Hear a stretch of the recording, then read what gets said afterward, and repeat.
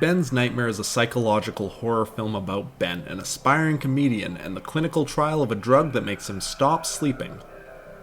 In this film, we follow Ben during the pandemic of 2020. He's lost his job and routinely has nightmares that feature his late ex-lover Amy and a sinister doppelganger of himself known as Bad Ben. Ben learns that his brother Nathan has been struggling with medical and financial problems, so when our antagonist Dr. Penn presents the opportunity to take part in a well-compensated clinical trial, Ben decides to take it in an attempt to support them both through the pandemic. As the trial pushes forward, Ben's nightmares become worse and more chaotic. Dr. Penn hides the true nature of her drug from him by telling him it's a simple neurotropic. His memories with Amy become a blur and Bad Ben becomes distraught and panicked. This is short-lived though, because when the medication really starts working, Ben stops sleeping altogether. He has disastrous hallucinations, causing him to accidentally drink a bottle of wine. His emotions fluctuate violently, and when he realizes that he can no longer bring Amy's face to the front of his mind, he attempts to take his own life. This prompts Dr. Penn to step in. She stops him from killing himself and explains the truth behind everything. Ben hasn't slept in months. For her, this is great news though. Her drug's finally working. She's found a subject that hasn't died taking it, and she's determined to keep going. Through some incentivizing and smooth talking, she's able to convince him to continue. There's crucial data that she still needs. But when she leaves, Ben's hysterical mood swings cause him to accidentally shatter Amy's urn. This is his tipping point. He feels like everything has been taken from him, and he's prepared to take away the only thing he feels he can from Dr. Penn, his own life. Hey, my name's Kelsey Tobin. I'm the director, editor, and co-writer of Ben's Nightmare. I recently attended VFS, where I specialized in directing, and I'm currently working as a professional video editor here in Vancouver.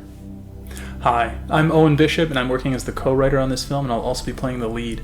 I attended Studio 58's Acting Conservatory program here in Vancouver, and since graduating, I've had the opportunity to work both here in Canada and abroad in the United Kingdom in a series of film, stage, and television roles and productions. Hello, my name's Charlie Gudgeon, and I'm the producer for Ben's Nightmare. I also attended Vancouver Film School, and I've been gaining experience working at Victoria Film Festival and on film sets here in Victoria, BC. Hello, my name is Victor Magese. I will be the director of photography on this project. I went to school with Kelsey and Charlie, and I have been a filmmaker and photographer for the last 4 years. Hi, my name is Brittany Charlotte. I am a production designer and a set dresser based out of Vancouver, BC, and I am very excited to work on Ben's Nightmare as the production designer. At its core, Ben's Nightmare is a movie about mental health.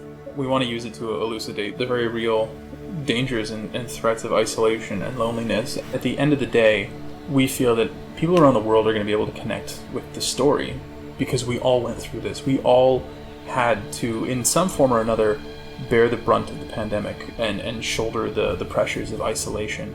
And the universal stories are the ones that we remember.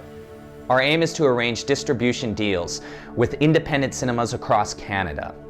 We're looking at genre-specific and Canadian distributors like Raven Banner, and possibly niche streaming services like Shudder, so we can bring Ben's Nightmare to psychological horror film lovers. The visuals of this film will always be a reflection of what Ben is experiencing in the story. I want the look and feel to be realistic, but this is Ben's perception of realistic, so at the point in our story where Ben stops sleeping for a few days, we'll bring in subtle changes to the occasional shot. Bright lights may cause his vision to blur slightly, his peripherals may be slightly shadowed. Near the end, these subtle changes will become much more exaggerated with things like light trails and heavy blurring. These are things that would be justified due to his lack of sleep, and whether real or surreal, I want the visuals to be justified by the story. I met my fiance the weekend before the very first COVID-19 lockdowns hit. And we've talked before about what if we didn't have each other to go through that time, and what if we were alone? For some people, I think this would be very difficult. And I love horror. What I can't wait to do is, within Ben's Nightmare, tell that story through the lens of horror.